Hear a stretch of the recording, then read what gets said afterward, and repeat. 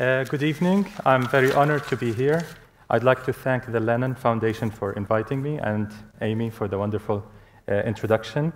I also want to recognize and acknowledge the ancestral land of several Indian tribes on which we stand today.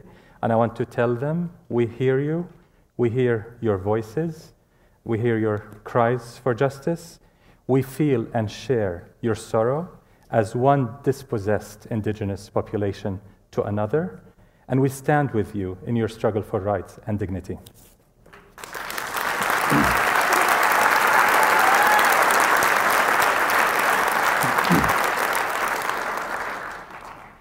A woman alone in near complete darkness, with a light shining from above on her, blocked from her view by an overbearing, dark, huge fabric.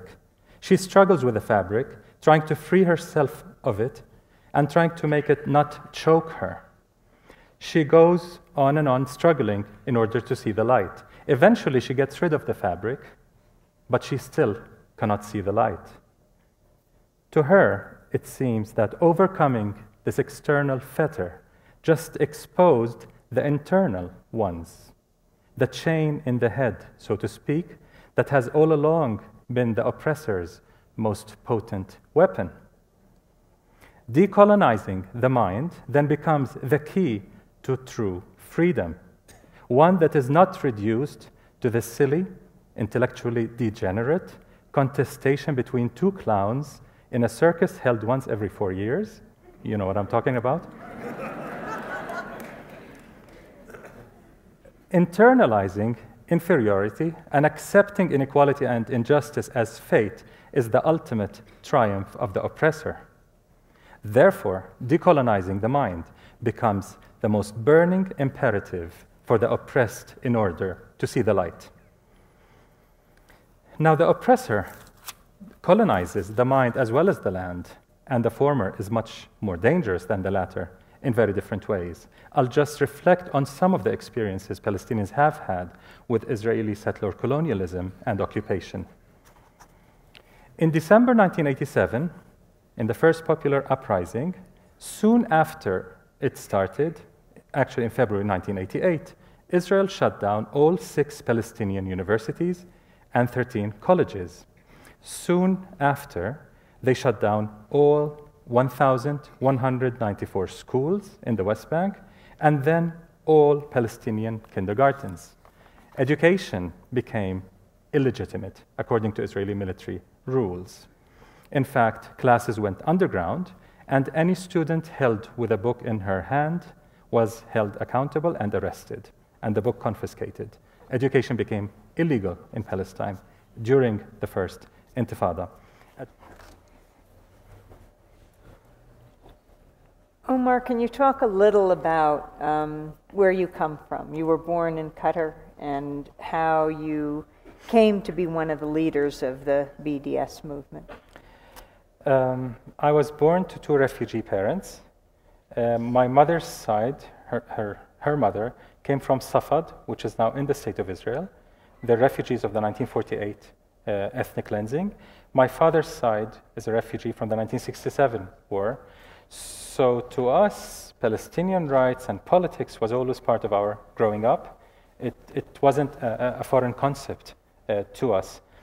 When I came to the US to study... You lived in Egypt after? I lived in Egypt, yes. I finished high school in Egypt. And then I came to New York, to Columbia University, where I studied engineering. And that helped a lot widen my horizon, so to speak, and get exposed to very different ideas.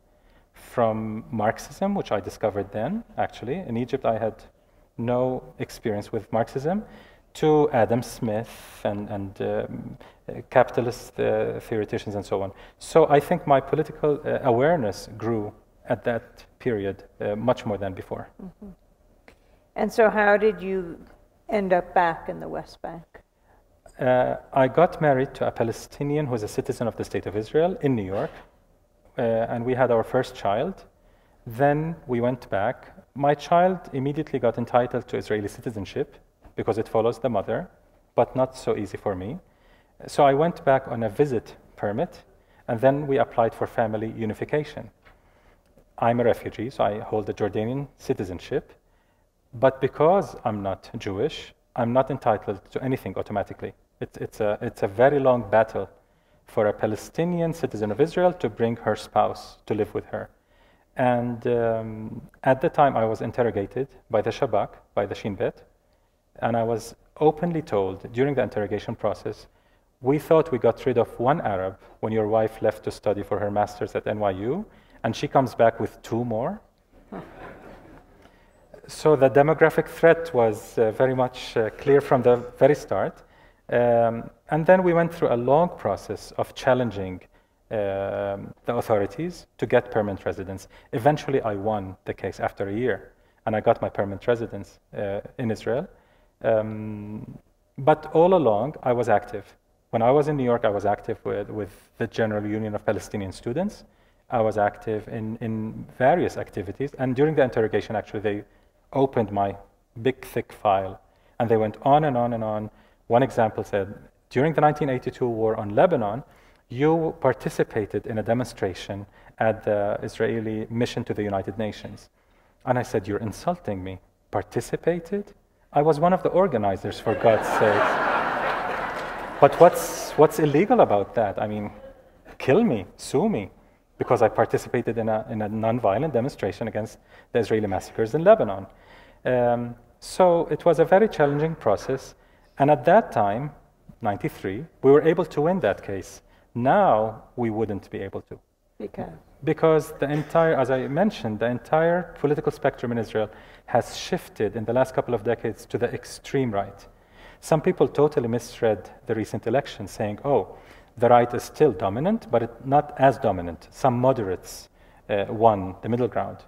That's not true, in fact. Those